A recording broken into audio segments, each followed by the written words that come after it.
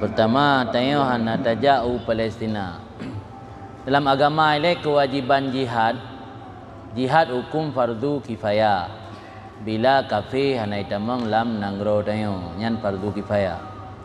Uronyo kafe na itamang lam nangro tayo pastina, cuman na ganggu tayo beragama. Ya ganggu langsung belum, mungkin melalui cara-cara yang halus. Tapi hana mengganggu aktivitas ibadat tayo mendanyakan ibadat lagi biasa. Ada anak pi kana faktor beoro tu pemdaleh ke gara-gara le Cina. Kan ada jemaah ahli gara-gara le Cina pun daleh. Cina gero jemaah gero ditanya.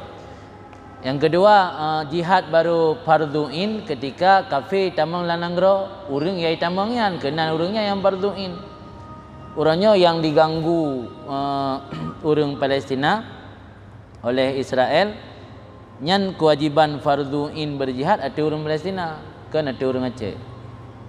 Jadi kewajiban fardu in nyan hanya ke penduduk yang orangnya diserang oleh orang kafir. Adapun orang lain menyogo bantu nyan lah agama dibolehkan selama hana menimbulkan mafsadah yang raya.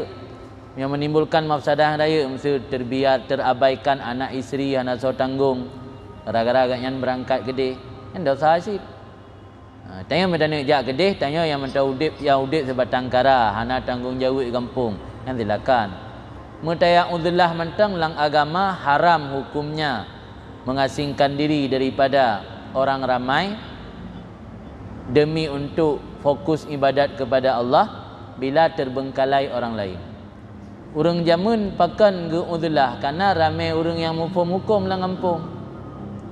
Kita baca dalam kitab Ihya, masa salafus saleh, generasi pertama, kedua dan ketiga dalam Islam, asalnya ramai tak orang yang mengerti agama. Maka sebahagian orang karena anggap dengan gotnyan tempuh jalan uzlah hantar bengkalai masyarakat.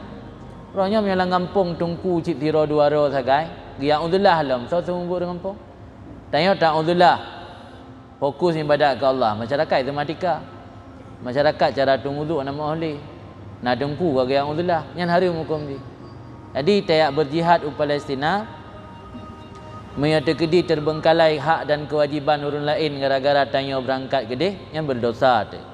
Mihana tanya udip sebatang kara urang si anali kawan meninggal keluarga pihana yang jak juga dia nak puas minta pala jihad. Hana gelarang lang agama. Tapi hana kewajiban fardu in ada tanya pulang tanya kan mentetangga PJO. Oh untuk semangat jihad kananya sesama muslim. Orang mukminnya ikhwah na persaudaraan. Bisa tak berjihad dengan cara-cara yang lain, salah satunya dengan membantu melalui dana, melalui obat-obatan, tak bantu saudara-saudara tanya ide tak pegat penggalangan dana.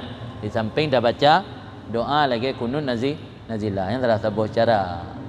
Jadi inti jihadnya hukum dasar fardu kifayah. Baru fardu in menyo kafir ka diserang dayo.